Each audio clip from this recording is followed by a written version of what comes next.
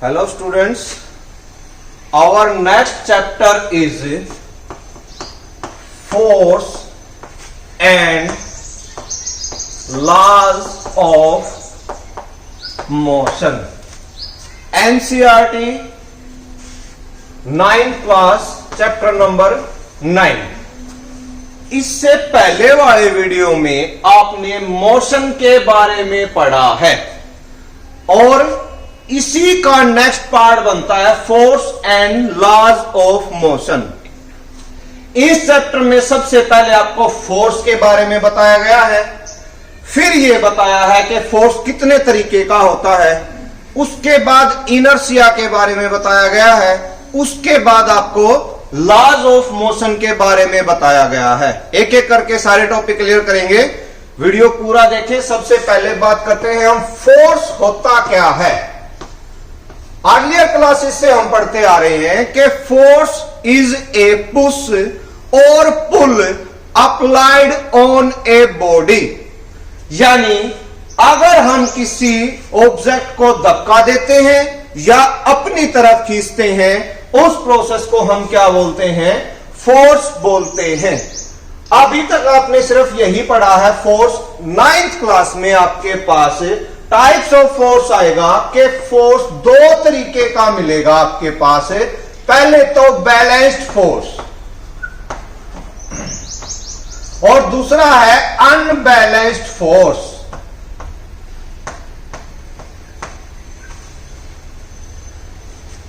Balance force याद करने का सबसे सिंपल तरीका यह है कि बैलेंस फोर्स का नेट वर्क डन 0 होता है। मान लेते हैं, मान ले कोई ऑब्जेक्ट है भाई, और हम क्या कर रहे हैं, पहले इसको इस तरफ से फोर्स लगा रहे हैं और दूसरा फोर्स हम इस तरीके से लगा रहे हैं।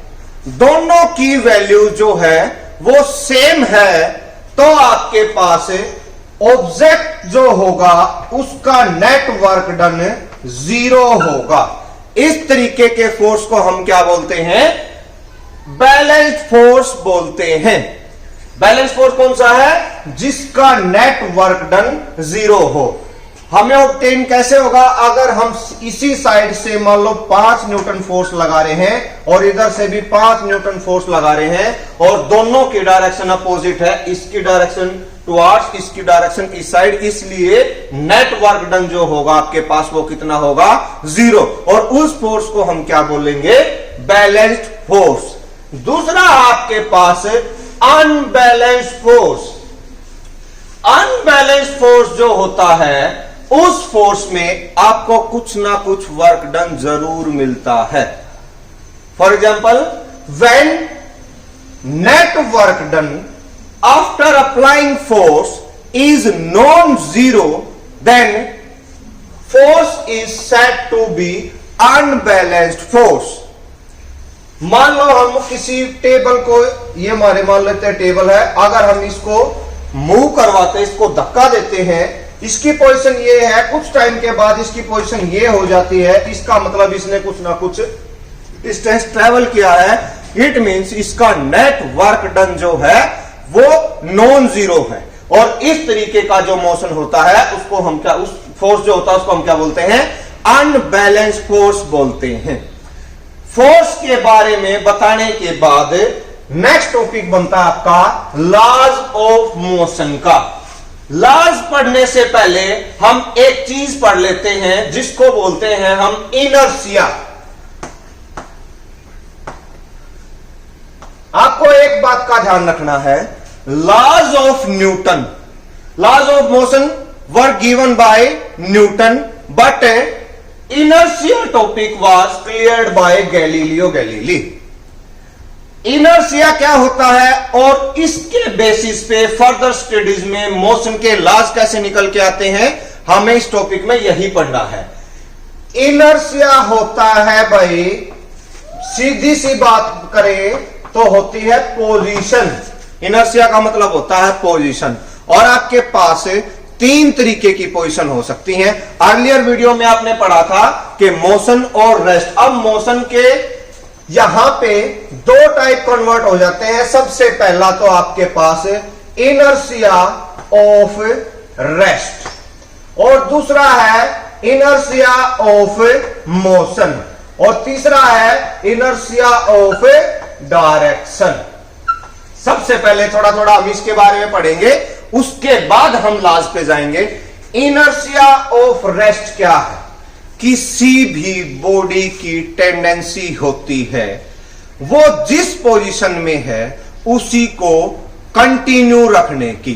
फॉर एग्जांपल अगर कोई बॉडी रेस्ट पे है तो वो रेस्ट पे ही रहेगी, ये है इनर्शिया ऑफ रेस्ट। और अगर कोई बॉडी मोशन पे है तो वो मोशन में ही रहेगी, उसको बोलते हैं हम इनर्शिया ऑफ मोशन। तीसरा आपके पास इनर्शिया ऑफ डायरेक्शन। डायरेक्शन का जो कंसेप्ट है वो +1 क्लास में जाके आता है, आपको सिर्फ फिलहाल दो बातों का याद रखना है। लेकिन इनर्शिया ऑफ डायरेक्शन क्या है? इनर्शिया ऑफ डायरेक्शन में इनर्शिया ऑफ मोशन तो होता ही है, लेकिन वो होता है एक पर्टिकुलर डायरेक्शन में।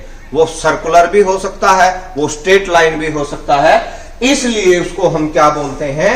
Inertia of direction. दोबारा देख लेंगे एक बार, inertia of rest, inertia of motion, inertia of direction. Rest पे जब बॉडी रेस्ट पे होगी मोशन में, जब बॉडी मोशन में होगी, और डायरेक्शन जब मोशन में भी होगी और एक पर्टिकुलर डायरेक्शन में भी होगी। ये मैं इसलिए बता रहा हूं आपको, यहीं से आपका न्यूटन का फर्स्ट लॉ निकल के आएगा। देखते हैं न्यूटन का फर्स्ट लॉ क्या कहता है। न्यूटन का फर्स्ट लॉ इनर्शिया को ही डिफाइन करता है। डेफिनेशन क्या बनती है फर्स्ट लॉ ऑफ मोशन की?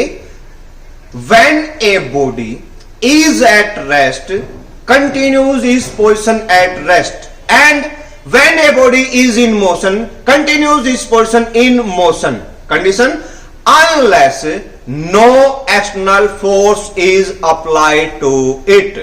कोई भी बॉडी रेस्ट पे है तो रेस्ट पे ही रहना चाहेगी, मोशन में है तो मोशन में ही रहना चाहेगी। कब तक? जब तक उसके ऊपर कोई एक्सटर्नल फोर्स ना लग जाए।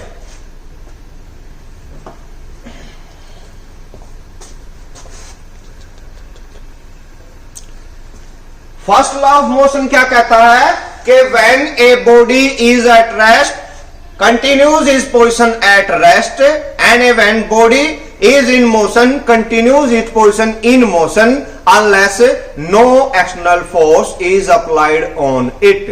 एग्जाम्पल देखते हैं, मान लो कोई टेबल रखी है किसी रूम में, वो जब तक नहीं हिलेगी जब तक हम उसके ऊपर कोई एक्सटर्नल फोर्स ना लगा दें, हम उसको मूव ना कर दें, उसको पुल या पुश ना करें, तब तक वो किस पे रहेगी?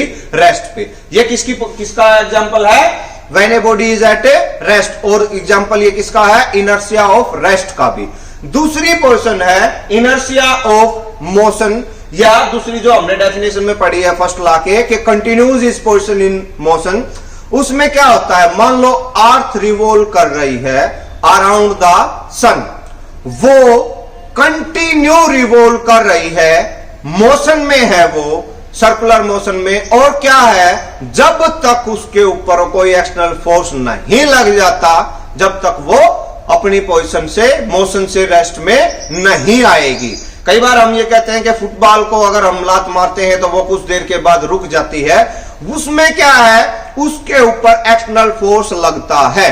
मान लो हमने उसको क्या किया है? पुश किया है, पुल किया है, और वो क्या कर रही है? अपनी पोजीशन को चेंज कर रही है, यानी वो रेस्ट से मोशन में आ रही है, और मोशन में आने के बाद कुछ टाइम के बाद वो रुक जाती है। उसका रुकने का रीजन ये है कि उसके ऊपर एक्सटर्नल फोर्स लगा हुआ है। कौन कौन सा फोर्स लगा हुआ है? सबसे पहले तो फ्रिक्शनल फोर्स लगा हुआ है उसके ऊपर, वो जिस सरफेस पे मूव कर रही है और उस बॉल के बीच में क्या है? फ्रिक्शन। और दूसरा क्या है? ग्रेविटेशनल फोर्स लगा हुआ है। ग्रेविटेशनल का अलग से चैप्टर है, हम उसको नेक्स्ट वीडियो में पढ़ेंगे। तो इसके बाद आता आपका second law of motion. Second law of motion पढ़ने से पहले एक टर्म पढ़ लेते हैं हम, जिसका नाम है मोमेंटम। जो मोमेंटम होता है ना, उसको हम स्मॉल p से डिनोट करते हैं, और जो मोमेंटम होता है किसके बराबर होता है, m इंटू वी के बराबर होता है। यानी मोमेंटम किसका प्रोडक्ट होता है, मास इंटू वेलोसिटी का प्रोडक्ट होता है। किसी भी बॉडी का मास ज्यादा होगा या उसकी वेलोसिटी ज्यादा होगी तो उसका मोमेंटम उतना ही ज्यादा चलेगा। एग्जांपल लेके देखते हैं। मान लो कोई ऑब्जेक्ट है भाई, मान लो हमने एक ट्रक मान लिया और वो रेस्ट पे है, तो उसकी वेलोसिटी कितनी हो गई, 0, और m इंटू 0 किसके बराबर हो गया, 0 के बराबर। यानी कोई बॉडी जब रेस्ट पे होगी उसका मोमेंटम किसके बराबर होगा भाई, 0 के बराबर होगा। अगर मान लो ये कोई भी ट्रक अगर रोड पे खड़ा है साइड में पार्किंग में, तो वो हार्मलेस है आप लोगों के लिए कि उससे हमें कोई नुकसान नहीं हो सकता। लेकिन अगर वही ट्रक कुछ ना कुछ वेलोसिटी से मूव कर रहा है और वो आपसे टकरा जाता है तो आपको हार्म हो सकता है, आपको नुकसान पहुंचा सकता है, क्योंकि उस टाइम पे उसके पास क्या आ चुका है, जो मोमेंटम है उसकी पॉजिटिव वैल्यू आ चुकी है। कोलिजन से वो +1 क्लास में पढ़ेंगे, इसी के बेस पे है। लेकिन फिलहाल हमने यही पढ़ना है कि मोमेंटम के बेस पे न्यूटन का सेकंड लॉ आपके पास निकल के आता है, जिसके अकॉर्डिंग जो फोर्स होता है किसी भी बॉडी का वो किसके बराबर होता है, मास इंटू एक्सेलरेशन के बराबर होता है। न्यूटन का सेकंड लॉ क्या कहता है, according to second law of motion the force obtained by a body is equal to the product of mass of the body multiply to the acceleration of that body. Acceleration speed और velocity पढ़ने के लिए आप पहले वाला video देखें जिसमें हमने मोशन पढ़ा था, उसमें सारी चीजें क्लियर हो चुकी हैं। एक्सेलरेशन होता क्या है और एक्सेलरेशन की वजह से क्या क्या चेंजेस हो सकते हैं और एक्सेलरेशन को चेंज करने के हमारे पास तरीके क्या क्या हैं। अब एक एग्जांपल देखते हैं हम इस लॉ को साबित करने के लिए। मास इंटू एक्सेलरेशन किसके बराबर है, फोर्स के बराबर है। एग्जांपल लेते हैं। मान लो एक तो कार ले ली भाई हमने और एक ले लिया ट्रक। इन दोनों का अगर कोलिजन होता है तो ज्यादा नुकसान किसको होगा, कार को होगा। उसका रीजन क्या है, जो फोर्स होता है वो किस पे डिपेंड करता है, मास के ऊपर डिपेंड करता है। और यहां से हमें साफ पता चल रहा है इसका मास ज्यादा है और कार का मास क्या है, कम है। इसकी वजह से क्या हो जाता है, आपके पास जो फोर्स लगता है वो कार पे ज्यादा लगेगा ट्रक के द्वारा, और ट्रक पे कार के द्वारा कम लगेगा, क्योंकि यहां क्या है, वेरिएशन। ये किसकी वेरिएशन है, मास की। सेकंड थिंग आते हैं आपके पास एक्सेलरेशन। मान लो इन दोनों का कोलिजन हो भी जाए और मास भी यही हो ट्रक का और कार का, m1 m2 हम मान लेते हैं। अगर ये दोनों की एक्सेलरेशन जो है ना वो कम हो, 2 हो, 3 हो, 5 हो, यानी कम हो, तो इस कोलिजन में नुकसान क्या होता है, कम होता है। लेकिन अगर यही एक्सेलरेशन 50, 60, 70 के आसपास हो तो आपके पास नुकसान क्या होगा, ज्यादा होगा। और होगा किसको, कार को ही होगा, क्योंकि उसके ऊपर दोनों फैक्टर क्या हो रहे हैं, लागू हो रहे हैं। इसका मास भी क्या है, कम है, किसकी बजाय, ट्रक की बजाय। नेक्स्ट टॉपिक जो है आपके पास वो आपका थर्ड लॉ ऑफ मोशन। अब थर्ड लॉ ऑफ मोशन क्या कहता है, बिल्कुल सिंपल है। थर्ड लॉ के अनुसार action and reaction are equal and opposite. According to third law of motion, for every action there is an equal and opposite reaction. Example देखते हैं। मान लो हमारे पास कोई बॉल है, हम उसको दीवार पे फेंक के मारते हैं, वो हमारे पास वापिस आती है। यानी हमने दीवार को फेंक के मारा है और दीवार ने फिर हमारे पास क्या किया है, वापिस फेंका है। हमने क्या किया है, एक्शन किया है, उसका इक्वल एंड अपोजिट है। हमारे पास वो बॉल वापिस आ रही है, वो किसका रिएक्शन है, वो किसी भी दीवार का रिएक्शन है। जितनी स्पीड से हम मारेंगे उस बॉल को उतनी ही स्पीड से वो हमारे पास वापिस आएगी।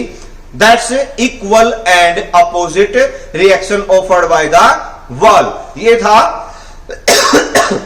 आपके पास तीसरा लॉ, यानी हमने 3 लॉ पढ़े हैं। सबसे पहले first law of motion according to which if a body is at rest it continues its position of rest. If a body is at motion, it continues its position at motion unless no external force is applied to that object. Second law में हमने पढ़ा है जो force offered by a body होता है वो किसके बराबर होता है, मास इनटू एक्सेलरेशन के बराबर होता है। और जो थर्ड लॉ है न्यूटन का वो क्या कहता है, for every action there is an equal and opposite reaction. Thank you.